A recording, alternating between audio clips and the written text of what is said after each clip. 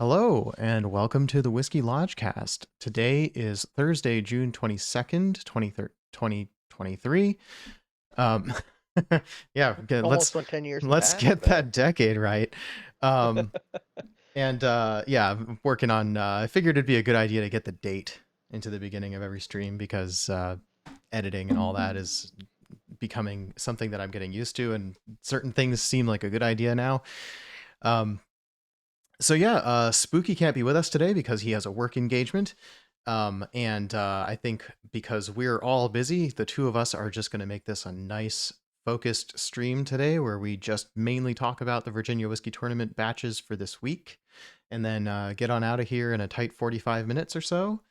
Um, I think the main thing here is there's things that happen week to week, like the Virginia Whiskey Tournament, and also just the consistency of showing up and talking on stream for some amount of time every week, whether we're long winded or not. And maybe we'll find that people like it better when we're a little bit more brief. So let's see how it goes. Yeah. I think I realized in editing last week's, light though that editing was, it may be a good idea for us to give a brief explanation of what all this is about every time that we talk Yes. about it. So let's start with that.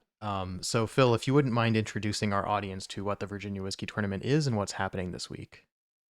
So the Virginia Whiskey Tournament is a small competition that I've sort of that I kind of run every year. This is the second year I'm doing it. I'm doing it bigger and better this year than I have the previous year, and it is really simple. Every whiskey producing distiller and non-distilling producer in the Commonwealth of Virginia, so long as they bottle whiskey in Virginia, is entered into what is essentially a popularity contest where you guys get to vote on who you believe the 2023 Virginia Whiskey Champion is. And it's a lot of fun. We get to take a look at the craft distillers in Virginia, and we get to see the sort of community that they're building, which is you guys. Um, and every year I learn a little bit more, and I get to share my love of the amazing work that they're doing in craft distilling here in Virginia with the world. And I think that this is the third week, A and B, C, D, E, F. Yeah, third week. And we've got some really interesting distilleries in the batches this week, including two really new distilleries that are coming from breweries. A couple of older ones that come out of breweries as well, which is really cool. All right, very And nice. I'm I just realized that we forgot to do our little post intro introduction to what we're drinking this week. So before we get on into this week's brackets, let's introduce what we're drinking this week. So I'll go first.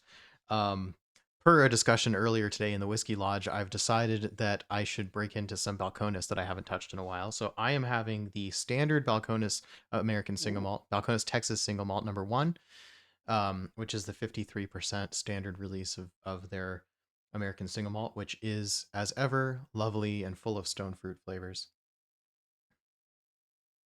um I'm drinking some Ironclad bourbon, which is one of the distilleries that's in a batch today. I believe batch F. Yes.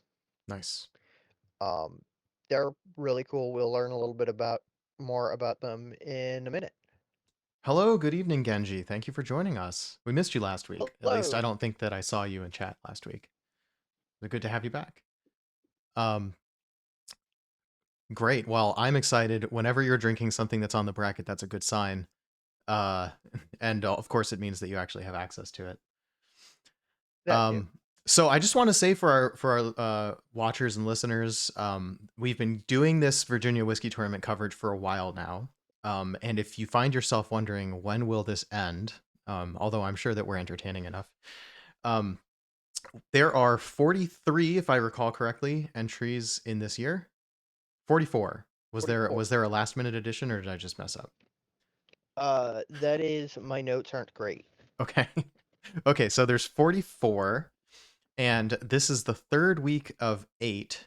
So this we're on 24 out of 44 now, which means we've got 20 left to go, which I think means we have 3 more weeks in the round 1 brackets, and those are all 1 week at a time. And we're trying to cover the basic information about these distilleries so that A, you have something to refer back to, and so that later we can talk in more in detail, and probably shorter length, what's happening every week as the tournament progresses. Um, our watchers and listeners, our audience will know that we generally talk about more than just the Virginia Whiskey Tournament in a stream. That won't Yes. be the case today. We're pretty much just going to focus on the Virginia Whiskey Tournament, just because we've got a busy evening. Yep. But next week we'll be Life back with catches our up to you regularly fast. scheduled content. So, Yes. um, all right. With all of our introductory stuff out of the way relatively quickly, I might add, let's just get right on to Batch E. Excellent. So in Batch E, we've got Bold Rock Distillery, which is one of the new ones. Well, new is a relative term.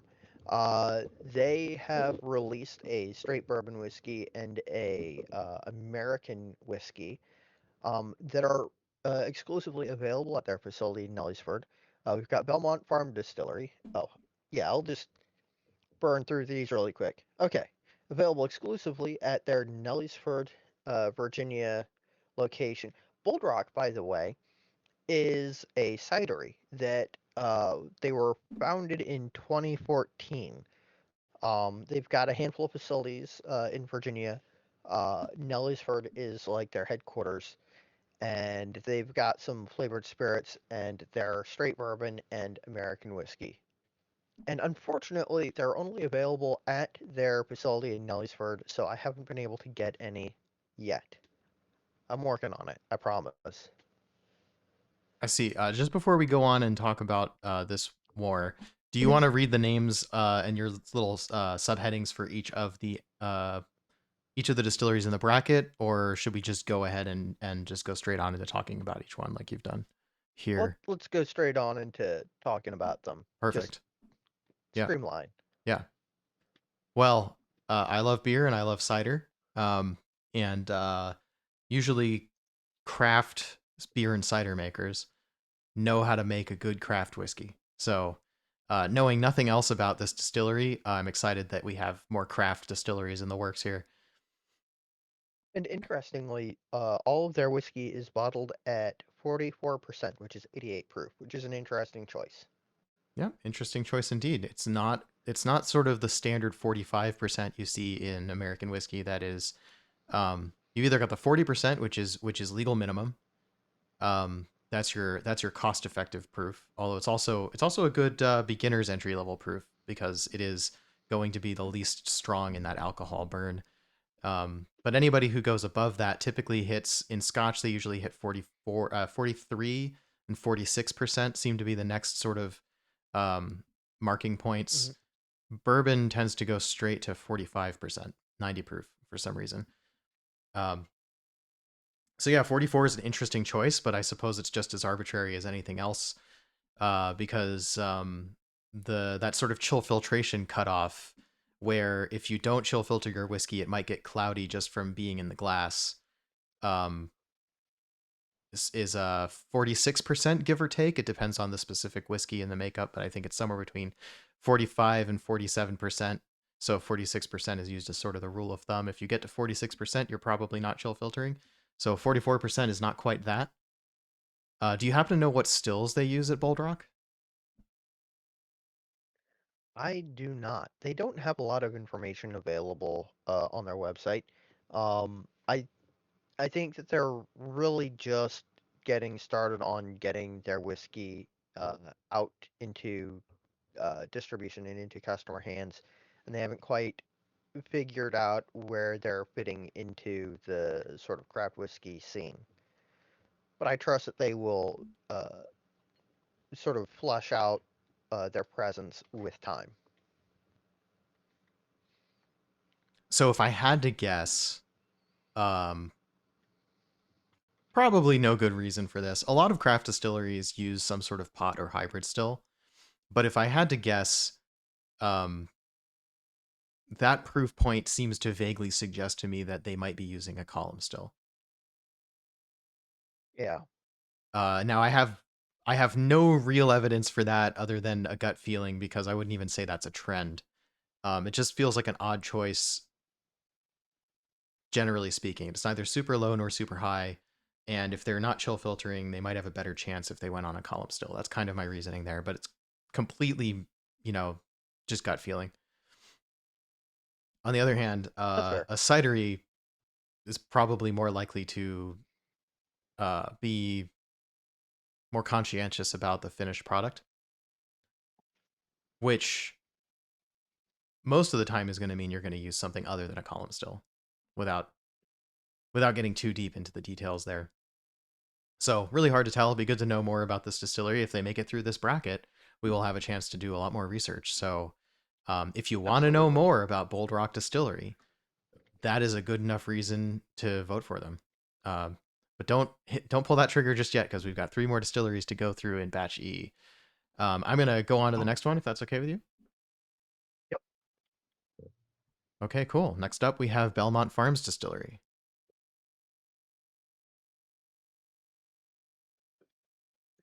I see it coming down. So Belmont Farms Distillery is really cool. They, hmm? Oh, I saw you pull Oh, it down. yep. Yeah. Interest. Interestingly enough, Belmont Farms is, or Belmont Farms Distillery is, Virginia's first craft whiskey distillery, and they say America's first craft whiskey distillery.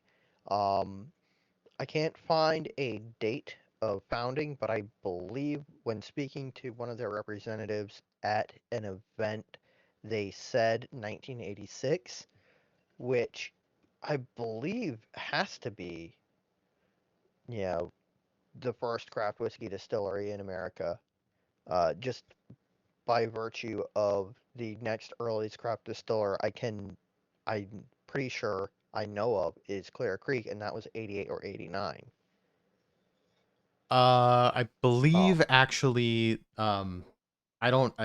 Yeah, we can get into this one later. I think you may be missing a fact. If I believe that. All right, go on. I'm gonna get my research right, and I'll get back to you. so I think that they are very strategic in their use of the word whiskey in that, because I'm pretty sure that there were craft brandy makers before there were craft whiskey distillers, but I'm not 100% sure about that. Now, one thing that's interesting about them is that they work with Tim Smith and a couple of other people, but primarily Tim Smith, who whose name you might be familiar with from the Discovery Television show Moonshiners, and they also work with his son. This is interesting. I haven't really had very much of it to get a good opinion of it. Interestingly, this is also bottled at 44%. Um, and it's it's interesting.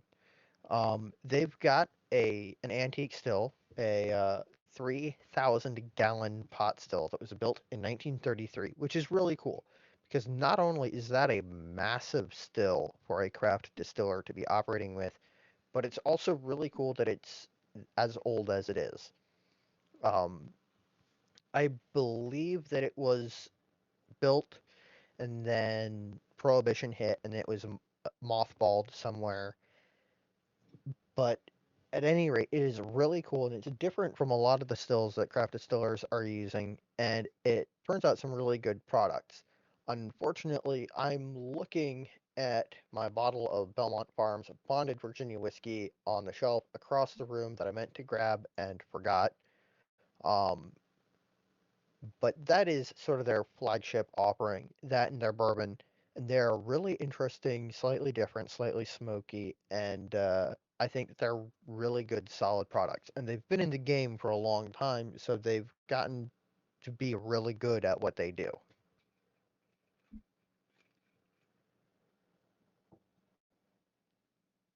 Yeah, that's wild that they're using a still built a solid 50 years, half century before they actually started producing. Did you say where they got it from? Um, I did not find a good like they don't say specifically, and the only things that I've found that I can like that have a place are all loose speculation from people who aren't involved. So I don't know. I should reach out to them. I have a brand ambassador's business card. I should just send her an email and ask. I should have, but I've been behind the eight ball this week. Yeah, fair enough. I've been quite busy myself, so I know that feeling. Okay, so circling back on what you were saying, yes, the distillery I was thinking of was St. George Spirits, and Ah, the indications that I see on the, I think you might be right. They may have been the first craft distillery, but they made brandy back in the day. Though at least they focused on brandy is sort of the verbiage on the website, which may or may not mean they were trying to make a whiskey back then. So you very well could be right that, and Clear Creek would have been shortly thereafter another craft distillery that wasn't yet making whiskey until sometime later, and then McCarthy's was the first American craft whiskey, craft American single malt. yep. But it's entirely possible this is America's first craft whiskey, which is very cool. And that's what's on their labels. Specifically, America's first craft whiskey distillery. Hmm. And I think that the emphasis there is on whiskey. Hmm. Because I know that there were people making brandy on a small basis before the 80s, but I don't know for sure. I don't have a good solid list of that. And there have been some companies that have come and gone in that time as well. And there were plenty of people who were making whiskey that you would describe as craft, albeit probably illegally, long before that came and went, or even distilleries that were opened and closed because prohibition really destroyed a lot of the industry. And then I think the what was it, Yeah. the 70s or the 80s with the white spirits movement did a number on the whiskey industry as well. hmm That's one of the reasons why uh, one of the times that there was a whiskey boom. Sorry, I'm gonna get a little bit historical for a moment. One of the times that there was sort of a boom in whiskey, there was the decline caused by the uh, everybody getting into white spirits, and then a small boom where all of a sudden you could get some pretty high age statement whiskeys for really reasonable prices, and so people jumped on that. The supply got cut down some, and yeah, you know, People the said, way it "Wow, always this stuff goes. is great." A lot of times, I think what was happening is they used the same labels and they had to put older and better liquid in the younger stated labels because they had to do something with it and they hmm had a quota to fill. And they weren't producing as much. Um, so people probably would have said around those times, "Wow, whiskey's great. Why aren't we drinking more whiskey?" And then demand shoots up again, and so demand for these things is cyclical. So it goes. Yeah, Yeah, yeah. Their still is really cool looking. I want to get back down to Belmont Farm at some yeah. point and actually do a real tour. That looks like a just from the picture and the proportions of the pipes and so on. That looks like a really big still. And by the numbers, Three it is. thousand gallons. Yeah, you still don't necessarily have a sense of scale until you've got a person next to it. Oh yeah. Um, That looks to me on to the like next one. that looks to me like um you'd probably be at about shoulder level on that wide seam about halfway up that picture. I think so. I'm not sure. I've not seen it up close. The closest I got was seeing it through a doorway from about 40, 50 feet away. Okay, fair enough. I should have done the tour while I was there, but it was during one of the Virginia Spirits Expos, so Hmm. I was a little distracted. Well, all right. Let's move on to the next one. Next up is Devil's Backbone. Yes. So this is one that a lot of people will immediately see and go, "Wait a minute, isn't that a brewery?" And you're right. This is the other big brewery that's gotten into spirits making in Virginia. And I've sort of conflated cideries and breweries in one. They both ferment a substance to create a mild alcoholic beverage. But Devil's Backbone is, sort of the shining example of craft brewing being able to expand and get really big without cutting costs too much and creating bad products. And they've turned to whiskey. So interestingly, on their website, the one that really caught my eye and made me really interested was their Danzig American whiskey, which is distilled from or was distilled from their Danzig Baltic Porter. Unfortunately, that looks like it was a one-off single barrel experiment, and I hope it worked really well because I'd love for them to do another batch so I can try it. It was basically distilled in 2018 and then bottled as a 66th birthday thing for their founder, which is really cool. Um, the other whiskey product that they have is a high rye bourbon called Wood Duck that I can't seem to get in Virginia, unfortunately. They also make a rum and a vodka. Um, and according to Google, those are their stills, which are interesting because it looks like they've got two hybrid stills and a vodka column or a column still, and very very sleek, modern looking equipment, which isn't any surprise. Um, but I've sent them an email hoping to be able to get my hands on some of their whiskey because I'd love to try it, and I've got my fingers crossed hoping to hear back from them. So not a whole lot of whiskey products, it sounds like. And also, it's interesting. Not Virginia yet. distilleries that can't get their product to actually release in Virginia. And this is not the first one that we've heard about. And it won't be the last, unfortunately. That's sort of a recurring issue, and perhaps we can do a whole video about why it's so difficult down the road, or at least talk about it briefly at some point down the road as a smaller segment of a larger thing, because I believe Oregon and Ohio also have that problem. Certainly, other states. There may be more than that.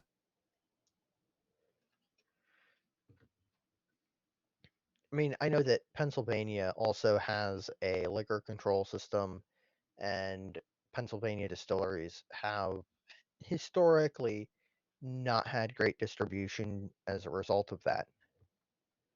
Um, and I've hardly had any Pennsylvania whiskey, to be honest. Same. I can't think of a brand, to be honest. There's Dad's Hat. Oh, there you Um, go. That's one I know. there's Lancaster Distilling Company. Um, I used to have a handful. Oh, Liberty Pool. They make a Um, peated rye and a peated bourbon, which are very cool, and I'd love to get up there and visit them at some point and try their stuff. I've heard of those because as single malt drinkers, we have a tendency to glue our eyes to anything that says peated.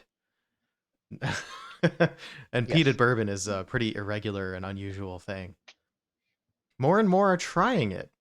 Speaking of Actually, didn't I hear that Buffalo speaking, Trace is thinking about making a peated bourbon? yes. So interestingly, Buffalo Trace does actually do a lot of experiments.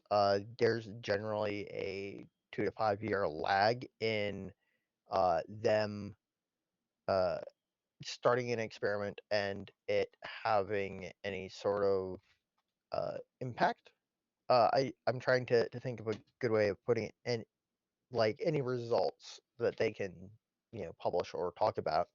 So like every few years there's a, oh, remember when we were talking about doing this? Well, we did, and it didn't work, or it did work, or something in between.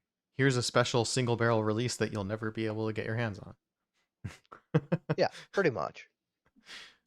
But speaking of American single malt, I believe the next distillery is Cashel. And I'm so glad that you pronounced that because I would have gotten that wrong. So Cashel is, or a Cashel is a small ring fort or dwelling from Scotland and parts of Ireland. Um, and frankly, it's a fantastic name for a American single malt. I have a bottle of their peated single malt, batch 112D, I think, either that or 1120. It's 50% alcohol by volume, 100 proof. It's really interesting stuff. Their bourbon is okay, but where they really shine is their single malt. Um, Again, brewers that also make whiskey make a pretty good product. Um, they also make a couple of gins and a vodka. One of the gins is aged for a while. I'm not real sure about the details on that. Um, and I've met a couple of the guys. I believe I met their founder, but I can't say for sure. At the Virginia Spirits Expo at Belmont Farm. But they're really cool people, and they make a good product. I'm trying to remember. All right, their founder founded the Vanguard Pub in Hampton, Virginia, which then he immediately started, brewing beer and making spirits. And also, it's a performance venue because it's big enough because it's an old armory building.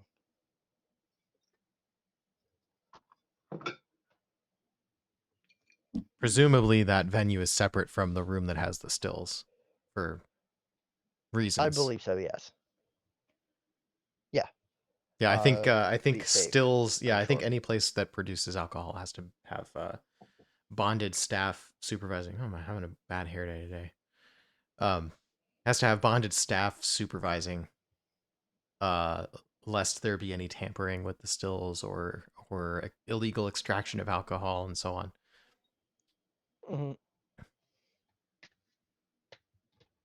Yeah, no doubt. I like that product line and I like that name. Is that Oh, I'm there. assuming it's Gaelic in origin, but I wouldn't Yes, be able to tell you whether it's Irish or Scots. I can't tell you either, unfortunately. Um, all I know is that I read the little fact card on their display at the expo and went, "Oh, so it's pronounced Cashel and not Cashel, like or Casiel, like I thought it was." Yep, Cashel. Try to remember that. I bet getting their name right is probably a good way to get them to like you. Oh yeah. I mean, it is also on the bottle, on the label in the fine print. If you turn it and look at the right spot down near the bottom. Gotcha. Let me zoom in on that. Yeah, you can just about see that on stream. That's all good. Yeah, We can just move but on now, I think. they're really cool. I like them. Yeah, sounds like Yeah, cool stuff. I would certainly love to try that. Well, that's it for batch E. noted. Once again to recap, those are Bold Rock Distillery, Belmont Farm Distillery, Devil's Backbone Distillery, and Cashel Beer and Spirits. Did I say that right?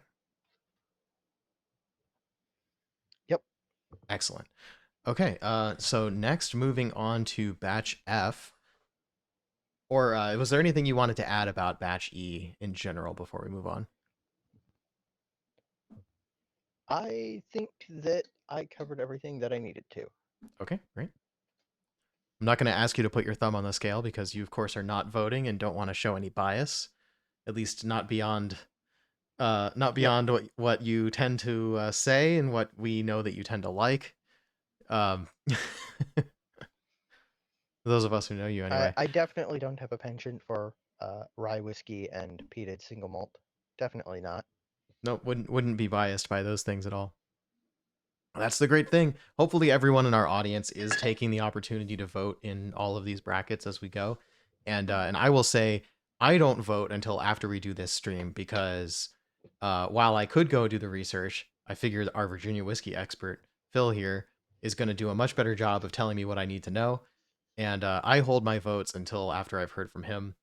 Hopefully, you all are similarly informed by our streams and really, you should go vote.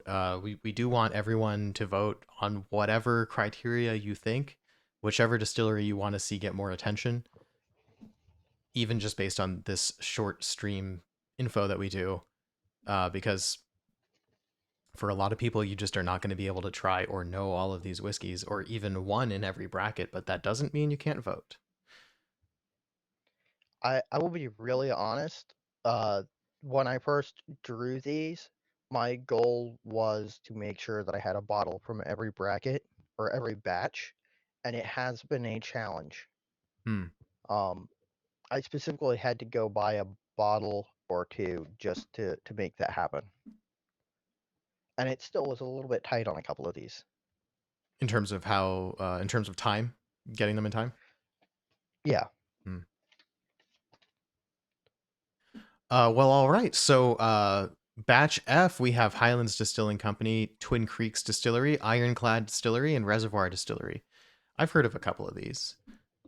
Let's get right on into the Highlands Distilling Yes. Company. So Highlands Distilling Company is an interesting one. Um, Unfortunately, the label is a little bit, or the logo is a little bit hard to read because it auto-filled with a black background. But they were founded in 2019, which makes them one of the younger Virginia distilleries.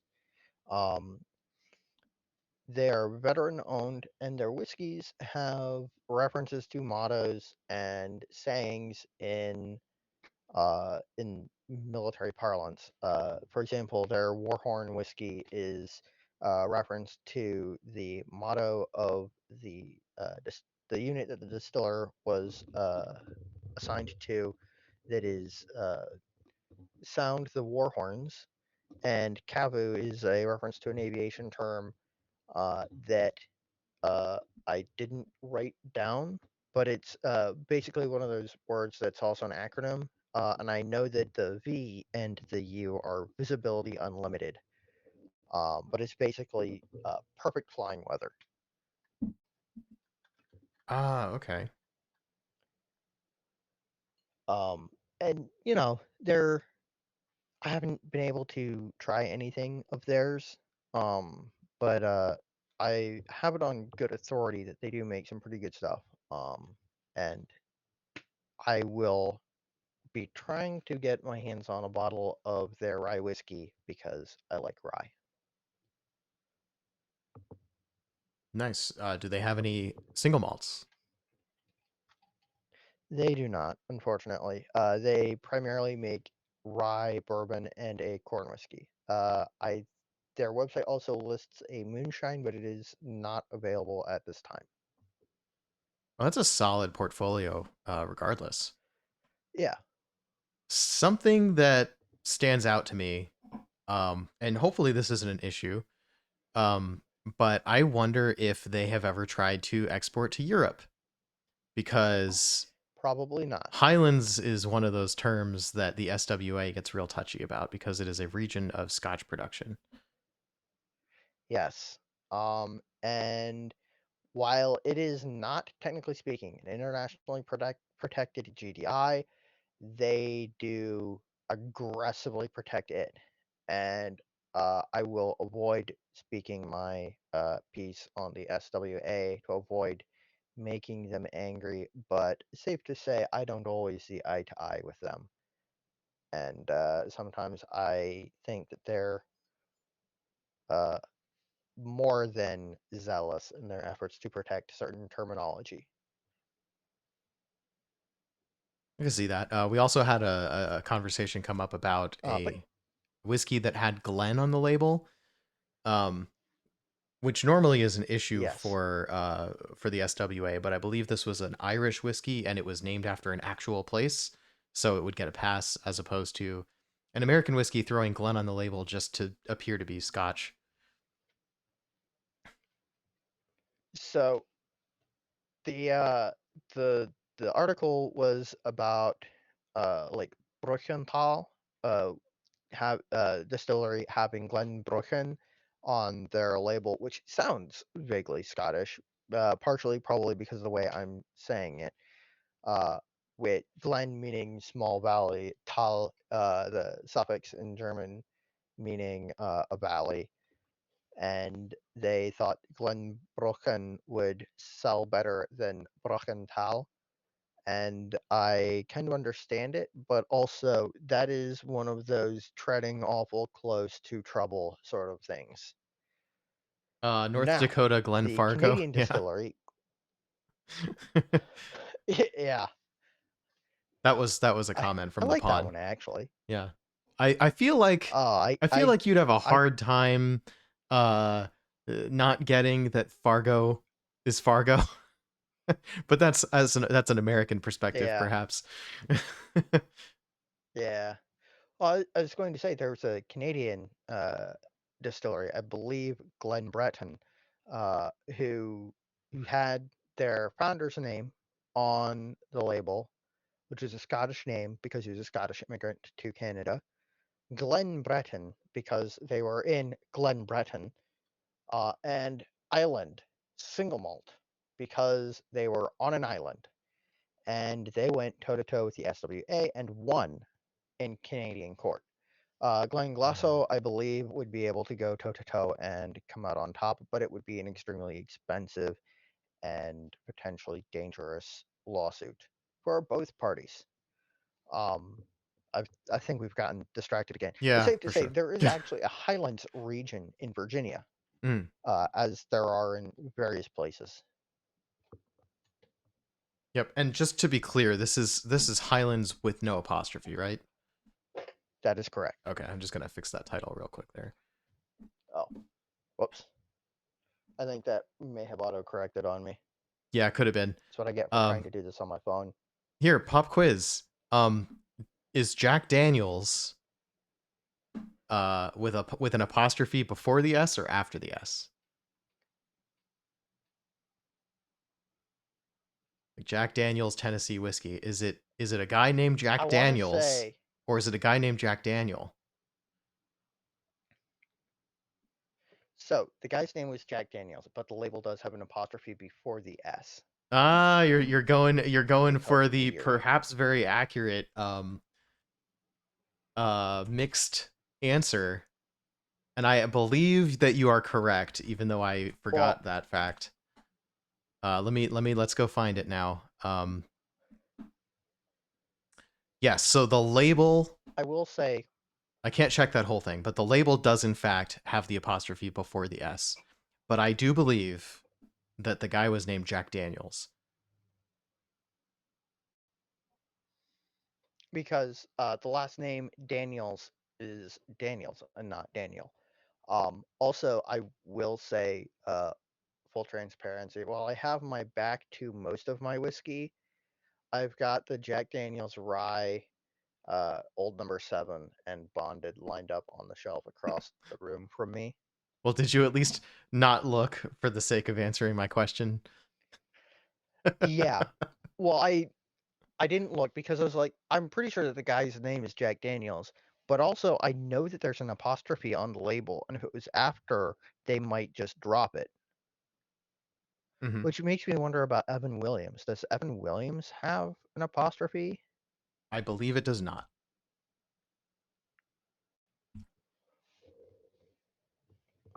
Yes, correct. It does not. I may be out of Evan Williams White Label. Yeah, that's wild. I don't think I've been out of that in a while. I think I've been out of that for a long time, but I do have my Yeah, PX finished Evan Williams Black Label that is quite delicious. I have not. I should publish a review of everything that's gone in and out of my barrel, but I've been sadly behind on doing such things. Anyway, we've ooh, gotten off on a big tangent. We yeah. should refocus this a little Sorry. bit. Nope, that was more my fault than yours. Um, all right. Next up is Twin Creeks Distillery. This is another one that I haven't had an opportunity to try. They don't have very broad distribution. They have their products in a handful of VA ABC stores, but mostly the best way to get it is to go to the distillery itself. They're in Rocky Mount, Virginia. They were founded in 2014, which puts them right in the sweet spot of sort of between when the boom started and when financial difficulty hit again in the late 2010s. Uh, there's like a good like 5 year period between 2014 and 2019 where it was a really good time to start a distillery. Um, and they're really interesting because they really do have a long and a really strong connection to local history because the founder's grandfather was um James Walter Pegg Hatcher, who was the kingpin of the 1935 Franklin County moonshine conspiracy, um, which is in itself a really cool bit of history that I recommend reading up on. But it's sort of that sort of informs their very, very strict tradition focused distilling methods. They use very traditional Appalachian American style stills and mash, and they release primarily moonshine, but they do have the Peg Hatcher straight bourbon.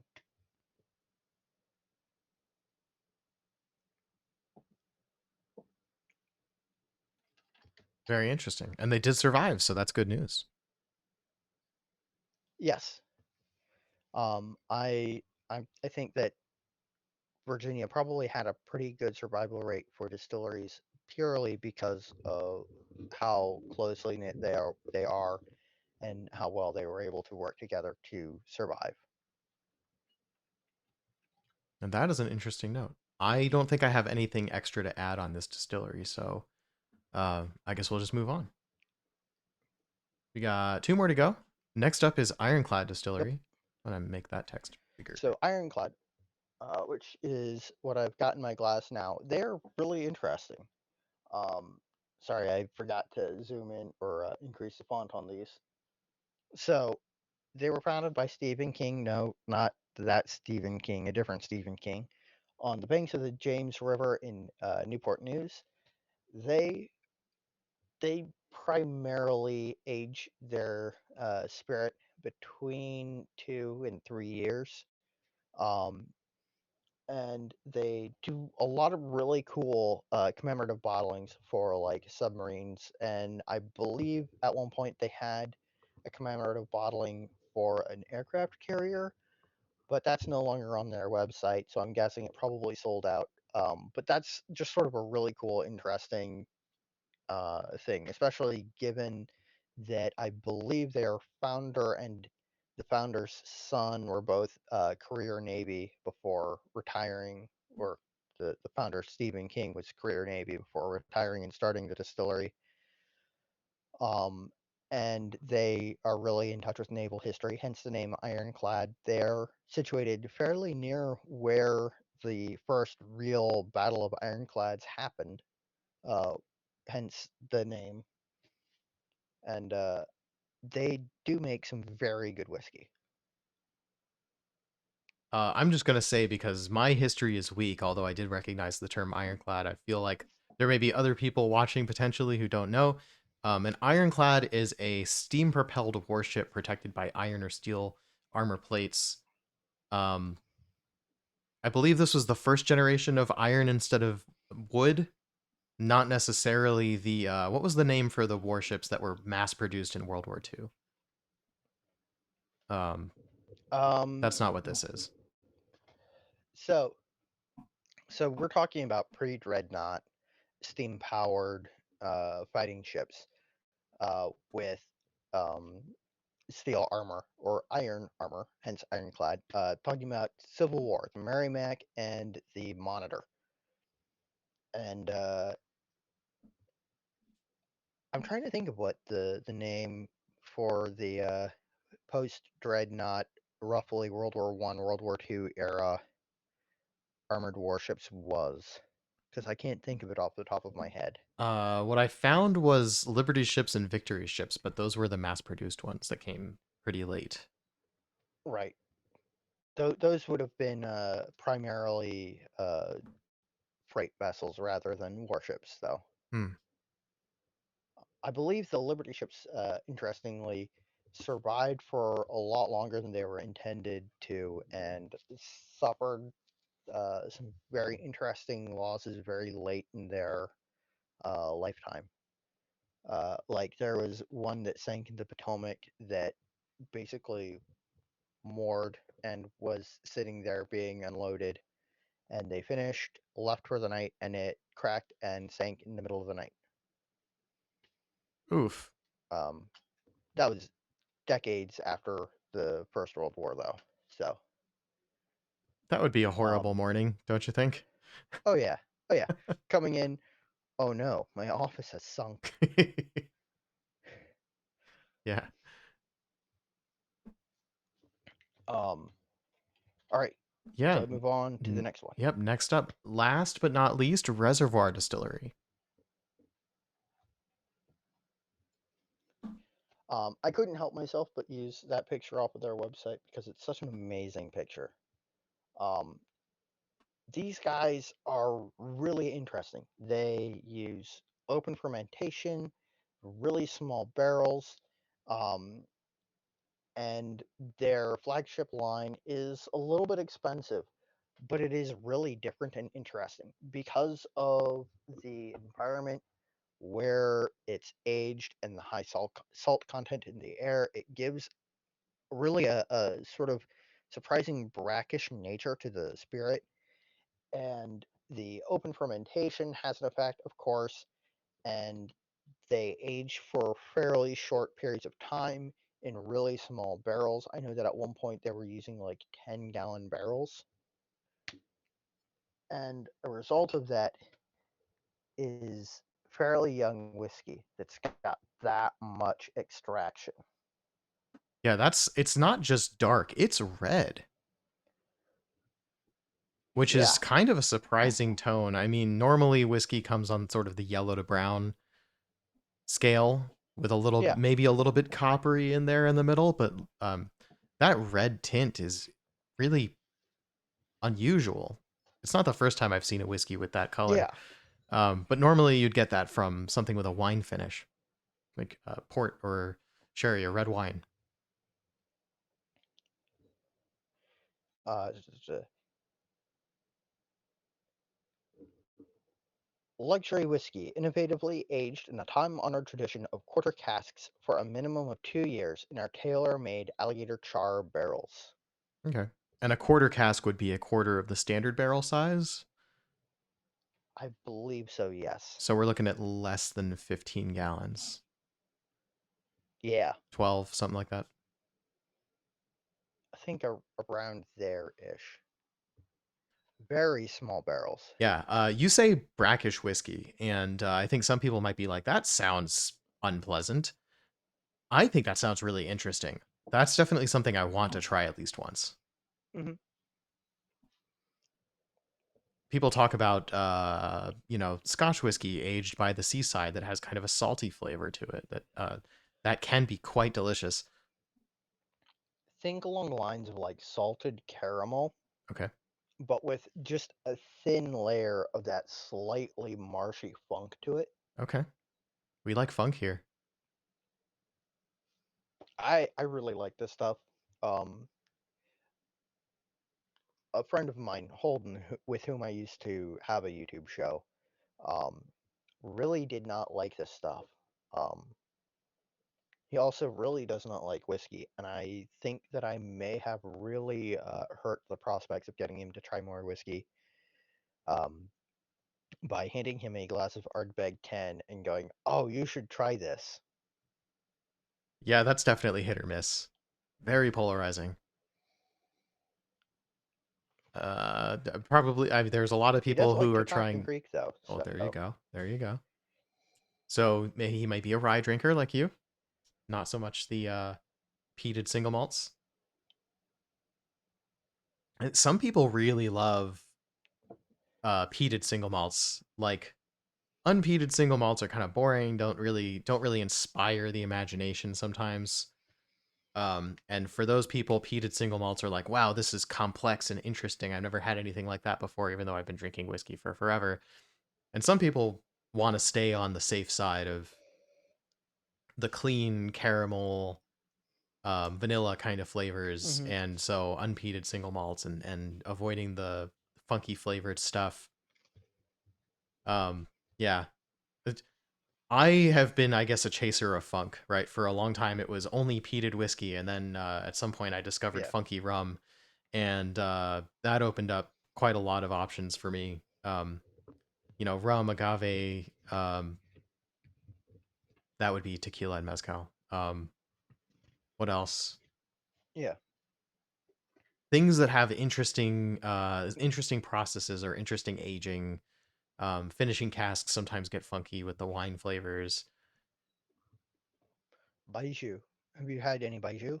I think I'm Only, pronouncing that correctly. yeah, Baijiu. Um, I have had at least one. I now, as of a few weeks ago, own a bottle of um the um the Red Star Urquioto, which I think is Baijiu. Um, or at least it's adjacent to that. It doesn't say Baijiu on the label. People, I think they usually reserve that term Baijiu for like the more refined stuff. hmm But in any case, it is a distilled sorghum spirit that is not aged from China. And of course, Maotai is like the most famous, expensive one, but there's a lot of Baijiu besides that. So I've had at least one example, and people say it's quite awful. It did not strike me as awful. It's a little bit sweet, kind of definitely new makey. I mean, it comes across similar to Yeah. the way a moonshine comes off, but it also is like sweet and herbal a little bit. Definitely spicy. Like I'm not sure that I would sip it neat all that often, but I'm sure I could build a cocktail around it. That could be interesting. Haven't tried yet. We bought it for cooking purposes, so that was mainly the focus there, not for sipping spirits. But I'll sip anything once, twice even. So, oh yeah, you got to make sure that you've got good empirical results. So you always have to like test again just to make sure. Yeah, you got to know your ingredients, right? If even if you're going to build a cocktail around something, you want to know what your ingredients taste like, and not just your spirit.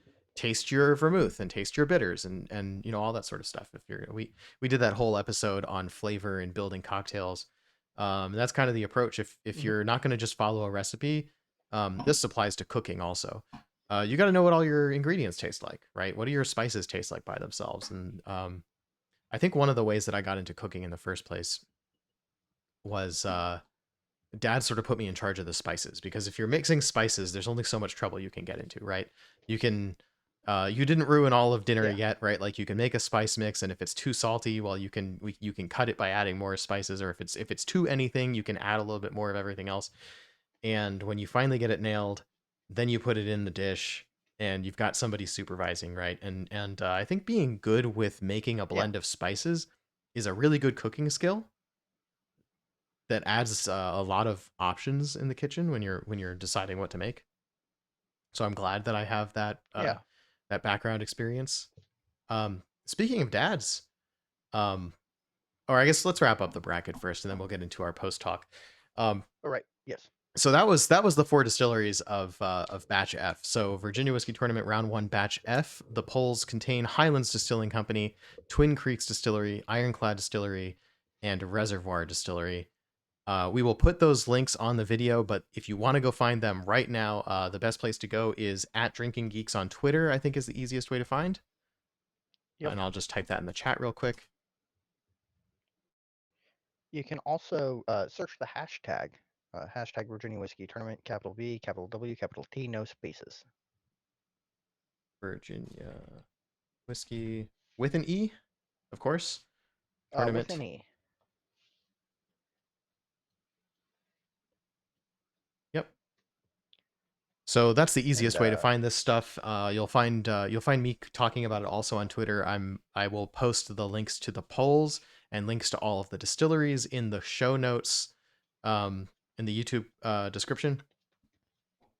So you will have no trouble at all finding these polls and information about these distilleries should you choose to do a little bit more research on your own.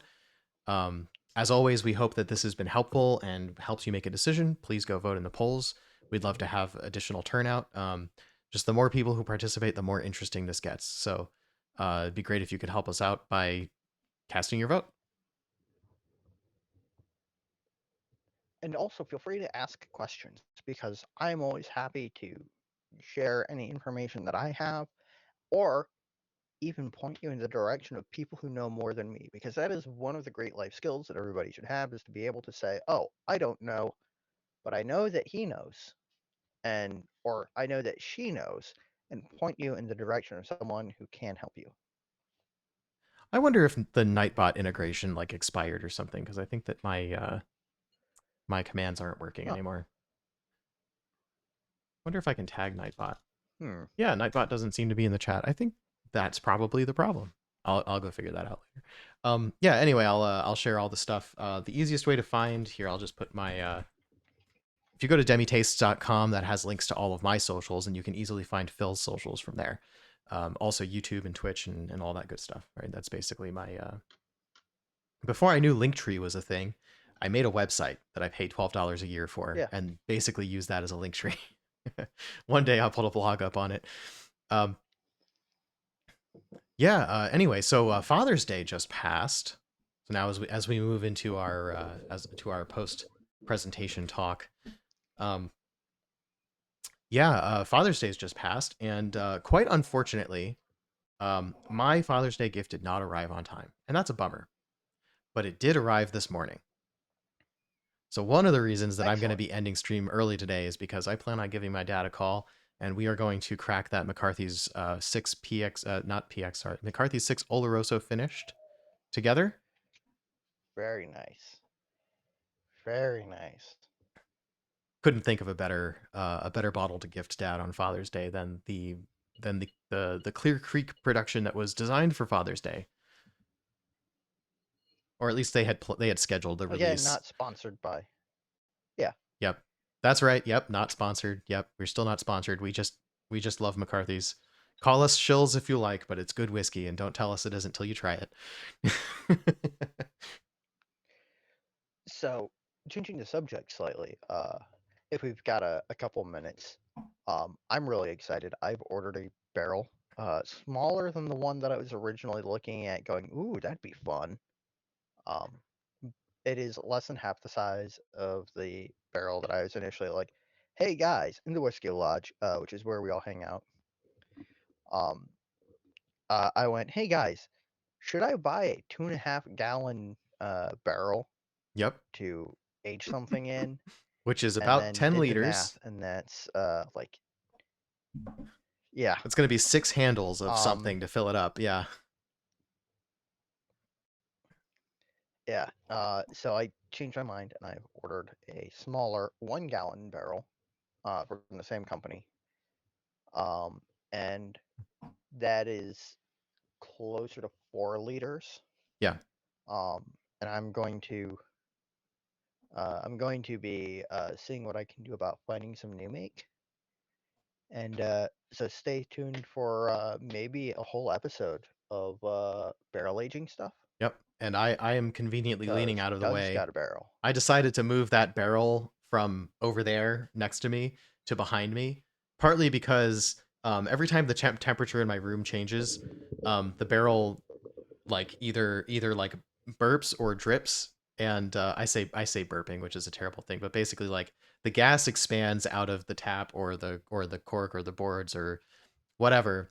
And since I've got a funky rum aging in that barrel right now, it has a tendency to make my office smell like dirty socks, which is like a horrible thing to say Yeah, as a tasting note. But when you when you learn to like funky rum, it's I mean, actually not that bad.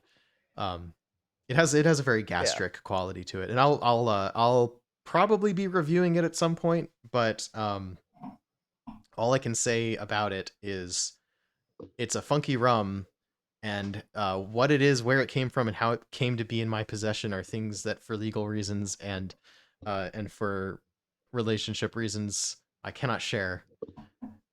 All I will say, I will it's confirm for anybody watching, I did not distill it. Nothing illegal was yeah. done, It, but I cannot disclose where it came from. nope. It is mystery rum. It is mystery rum, and it started off as white rum, and the idea was that time in the barrel would make it taste less, would make it smell less very funky. Unfortunately, those early days, and that is true. The actual rum, I pulled a sample recently, so I have that next to me. I could pour some if I wanted to, but I'd probably ruin my palate for later. Um, it's I had it tested with a proofreader, and it is, as I said, that's an interesting term that I just coined. That is not a real term, or maybe it is, but yeah, there's devices. Hydrometer. Hydrometer, yeah, there's devices that will digitally tell you what the proof is. I don't own one, but I know someone who does. Had it tested. It's almost 140 proof, and it Jeez. went in at 124. So the fact that it's been sitting next to my desk and I've had a space heater on in the early spring, definitely dried out the air and pulled water out of that barrel, and it got powerful. And then, of course, the barrel itself stinks because of what the rum smelled like early on, seeped into the Yeah. boards, and that's going to be a problem that I'm going to have to deal with for as long as I have the barrel, no matter what I put in it next. And I think what I'm planning on putting in it next is probably just monkey shoulder, just like a nice unpeated Scotch, and just see what a funky rum Yeah. finish does. That'll be interesting. I'm thinking about uh you know just really basic rye new make for my barrel for the first go round. And then I'm thinking about trying to basically ferment a mead inside the barrel, Ooh, nice. which basically from my research, the way that you have to do that is you've got to basically have it mixed and ready to go into the aging container Hmm. when you dump your barrel, and then it has to go in immediately because otherwise you risk weird seepage and uh, space between staves opening up and allowing for bacteria to grow. Hmm.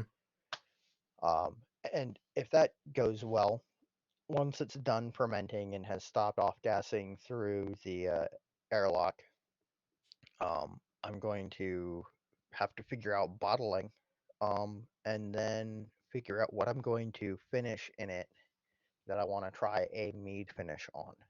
Yeah, interesting. That'll be an interesting way to get like a honey style whiskey without actually putting honey in it. That'll be interesting Hmm. for sure. Yeah, I think you glossed over that. I was gonna say, in you've got to put an airlock in place of a bung, or your barrel's gonna Hmm. explode.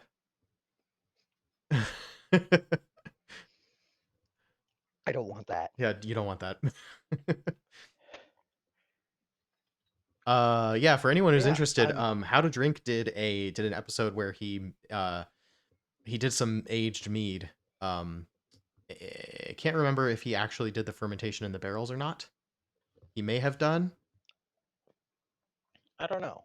Um, I know that the first time that I was like, "Oh, hey, this is something that I want to do," there was an experienced brewer in the lodge who went, Yeah, that sounds like a bad idea. Well, And I, you can I try mean, anything once. You might ruin the yeah, barrel. And if you fortify it after the I'm fact, not, there at least won't be any strangely, bacteria I'm in it. not true. Um, Although, I know that bacteria. one of the reasons why you wanna No, go ahead. Go ahead. one of the reasons why you wanna dump or sorry, fill it with the mead that you want to ferment while it's still super fresh is because high alcohol content will kill off bacteria, Right. and that prevents their. It's basically like sanitizing your brewing equipment, except slightly sketchier because wood is porous and Yeah. probably slightly less effective. Yeah. So you're always But running a risk, but it it doesn't should mean be it's a bad really idea. interesting. There's a lot of in the whiskey industry. There's a lot of wooden fermentation tons. They do all right. Oh yeah, I think a reservoir actually uses wooden fermentation tons. I could be wrong, but I think they do. I know that they're popular in Scotland. Um, there was somebody a few years ago that retired and replaced one of their wooden tons, and they basically had like a nightmare scenario of wait a minute, how are we going to get enough like the lumber of the specific type that we want to replicate the one that we had? And wait a minute, what was our old mash tun made out of? Because they always just said it was oak, but it might not be oak. Hmm.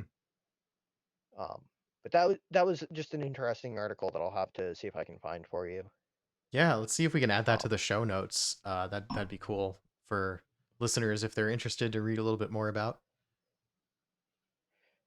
but I'm really not that worried about ruining the barrel because the one that I'm buying is like $100, and I know that that sounds like a lot, but like if I get more than one usage out of it, I can't really complain much, you know? Yeah. And you could also, even if it gets tainted with bacteria, you could probably. It may not work, but it's worth a try. You could probably just like pour some vodka in, shake it up, drain Hmm. that out before you put the next thing in, just to kind of like sanitize and rinse out whatever gunk is in there.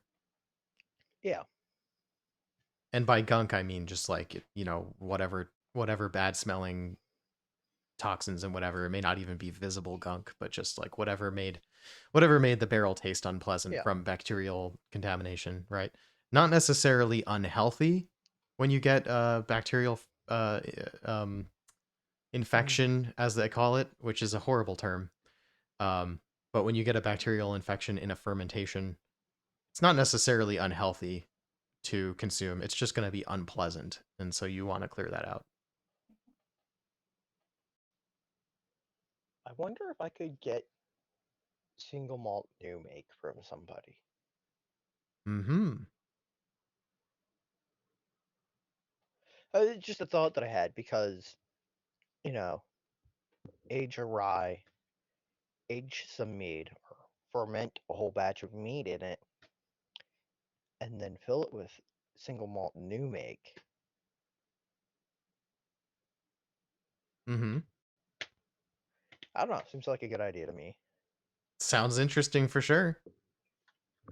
Is it more interesting than bourbon new make? I don't know, but maybe. I mean, malt is always more interesting to me. I mean, well, the other thing is, I've got this weird idea of okay, so I don't think I want to state on the stream who I might be sourcing new make from, even though I'm literally just buying a product that they sell. Ask them Um, first. That's all it is, right? They uh, they may or may not be yeah, okay with you yeah, disclosing it. yeah. They do sell a age your own kit, which they are currently out of. Um, but I figure, 4 liters of their new make because they sell it by the liter. Um, and then vatted and proofed down to what I want it to go into my barrel because I saw that 125 proof, and I want it to go into my barrel at 115 because I feel like that's a good barrel entry proof. Um, that will impart some really interesting character. And then the mead should also impart some interesting character. And then I think that combined with malt new make should be kind of cool. I want to try it. We'll see how it turns out. This is probably going to be a real expensive experiment, but I'm gonna see how it goes. Yeah, that's the thing with the barrel aging stuff. I only have a 2 liter barrel, and I can tell you it's been quite an expensive proposition because um, if I want to fill that up with anything other than a handle of whiskey, I end up buying 3 bottles of the same thing. And I like putting good quality stuff in the 2 liter barrel. So it usually costs me $100 to $200 to Yeah, fill up the barrel. And that's every time I've done it. And I've filled it up. This is the 7th time, not counting the sherry and port seasonings that I did. But aside from those 2 wine seasonings that I did, everything that's gone into the barrel has been a spirit. So we're on it's the 8th or ninth fill, I don't recall. But yeah, basically 6 or 7 times I filled up the barrel. So it's gotten to be quite an expensive project ongoing. so looking at the website, $20 per liter. It's $80 to fill it, That's not bad. and that no. Um, I honestly think they sell some of the most competitively priced new makes for the purposes of home aging. I am actually going to reach out to them and be like, hey, so can I mention you by name on a live stream and see if they say yes? Because I like their stuff. I've got one, two, three bottles of their stuff, and I like them. So